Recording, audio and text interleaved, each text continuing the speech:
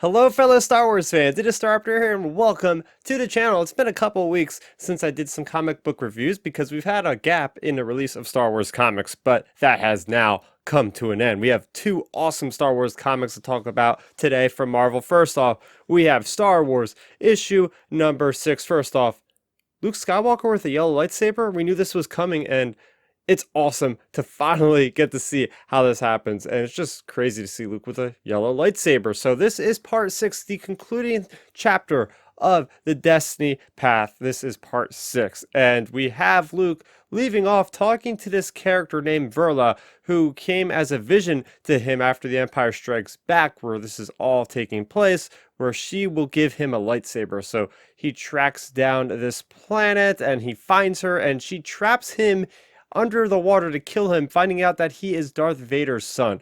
We learn after he is saved by R2-D2 that Verla has been through hell. So she has gone all the way back. She has appeared in the Darth Vader comics by Charles Soule, the same writer on these.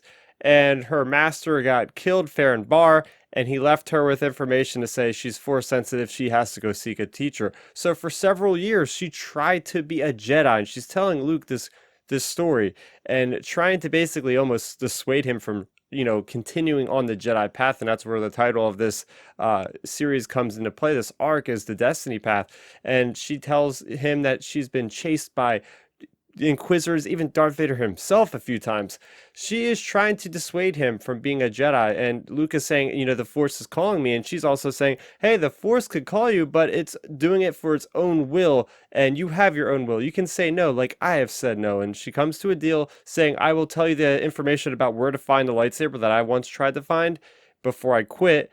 Unless I'll give you that information if you just, tell me that you'll never come find me again, because she's hiding out on this planet, Sorelia. She does not want to be found. She has set up many traps, as we've seen in a previous issue, that Luke had to avoid to even get near her.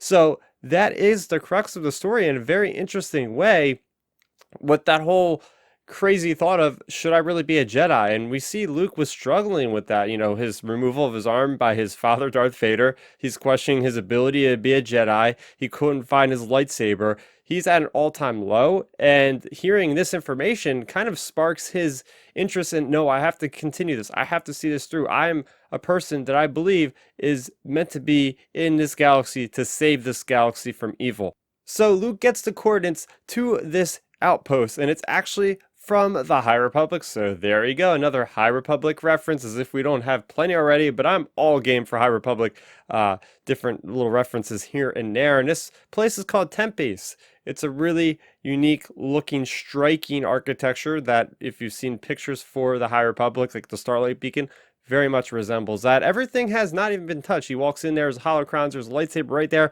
He takes it, and guess who pops out? This is the big reveal. The Grand Inquisitor, but a tormented Grand Inquisitor. And Luke duels this entity to the point of defeating it. And then Darth Vader had set up a trap this entire time. After Luke leaves with the lightsaber, Darth Vader arrives and talks to this Grand Inquisitor, and the Inquisitor wants to be released. We know the Inquisitor was dead since 5 years before the events of A New Hope, thanks to Kanan Jarrus, and he says there are some things that are worse than death, and he falls into that power generator, and we think that he dies, and he does die. There's obviously some kind of Sith alchemy or Sith something going on to keep his spirit anchored to this building, and it's so evil, it's so dark, because this Grand Inquisitor wants to be released of this torment, and Vader just says, no, you're going to continue to be here to kind of bait them, and I'll figure out when there's Jedi there, I'll come there and kill them. So I wonder how many other Jedi were lured to this location and killed because Vader had this trap set. And well, Luke returns back to the fleet, and they are debating on creating something called the Starlight Squadron. And that is the crux of the one story thread that was picked up, where they have to find a Starlight Beacon in order for the rebels to not be tracked continuously by the Empire. So that is where we're going to leave off for this arc. But we do see Luke giving hope to the rebels that he has his lightsaber, the power of the Jedi is with them, and it is with him and his destiny that they will go and see through it to the end. So yeah, I thought this was a great way to close down the first arc for Charles Soule's run on Star Wars, the main line of comics. after the events of The Empire Strikes Back. But that is not all that we have during this time period. We also have a story about Luke Skywalker's father, and that is with Greg Pak's Darth Vader series. This is Darth Vader issue number 5, and this is Dark Heart of the Sith Part 5. And as we have Darth Vader, he's trying to track down the tomb of Padme Amidala because he wants to find out basically why did Luke, his son, disobey him and not join him on the dark side. What caused him to be so weak? And that continues his journey, finds Sabe, the previous handmaiden of Padme.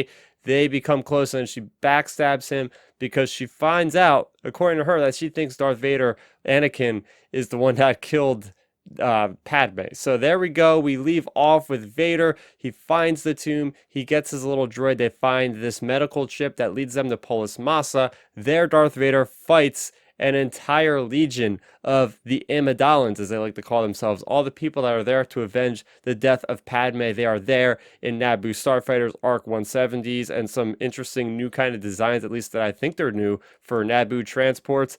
And it is awesome. If you're a fan of the prequels, this arc of Darth Vader did not disappoint. We are getting to awesome locations like Naboo and Polis Massa. I mean, we haven't seen that since Revenge of the Sith. Apparently the Imperials took it over at one point, but Darth Vader does end up defeating all these people thanks to the help from the Death Troopers. And I just got to talk about the Death Troopers for a minute because they are renowned for being very exceptional warriors in the Empire, and this is no exception because they are flanking the enemy with these giant turrets as Vader lures in the ships, and they are there holding their own. They've been through hell and back with Vader, and they have not complained, and they've been very compliant to Vader's orders, and they have survived another encounter with a seemingly endless supply of Naboo troops, and it's just amazing. So we see Vader, and I don't know, it's not clear here if Sabe dies, if any of the Handmaiden dies, because we see a lot of different characters, but I think they're just like tertiary characters that aren't really story-based characters. Maybe we'll find out in the last issue of this arc. But Vader does actually find a holo recording on one of his midwives droids, and he finds out the last words of Padme is there's still good in him. And that is huge for the character of Darth Vader during this time. We know that we don't have much time left with Darth Vader because before you know it, we're going to be into Return of the Jedi where he has this big redemption moment and he saves Luke Skywalker. So this is monumental because we're going into the Return of the Jedi with Greg Pak giving us this awesome introspection into Darth Vader, who has already been told by his deceased wife that there's still good in him through that recording. So that's going to lead him to start making decisions, to choices. That moment with Vader and with Luke on that platform on Endor, and he's saying there's no hope for him, but there's like this thing in his voice that seems like there could still be sympathy for him. This could lead all to those moments that we see in Return of the Jedi, and I never would have thought that could have happened in a comic book. Here we go again. These comic books, people kind of disregard them or don't think that they're really all that important. You read something like this and you're going to have to second guess those thoughts because these things matter, they're important, and they're just such a good time. I mean, just little things here and there. There's a Selkath flying a Naboo starfighter. Selkaths first appeared in Knights of the Republic. Every time I see one, I got to point it out. They're just awesome. But all in all, this is a great book, and he returns to the Emperor, and the Emperor is reciting Yoda's lines like anger leads to hate, hate leads to suffering, and he's like, you're wallowing in your sorrow, we got to start all over again, and electricity comes out of his fingertips, and that's where the issue ends. So I believe there's one more issue left of this arc, maybe, and then we're going to get into another arc that's going to connect to the Rise of Skywalker somehow, so we don't know the information is specifically what they're doing in those issues, but nonetheless, these were two awesome Star Wars comics that came out this week. It's a great time to be a Star Wars fan. We have the Mandalorian Season 2 trailer. We have the Squadrons CG short Hunted. You guys can check out my reactions to both of those videos as well as a trailer breakdown for the Mandalorian Season 2. Make sure you let me know in the comment section below, what did you think of these comics? Let me know down there, and let me know what you think about the channel in general. Please do subscribe for more on Star Wars, which I talk about on a weekly basis. That's going to do it for me, Starrapter. Thank you so much for watching, and may the Force be with you always. Thanks for checking out the video. Please hit that thumbs up symbol. It helps me know that I'm making content that you guys enjoy. And if you enjoyed this video, I also included 2 videos down below you guys should check out. and please consider subscribing to this channel. It helps support me and it notifies you guys of when I get new videos up on the channel. You can also contact me on Twitter, Facebook, and Instagram at Starrapter.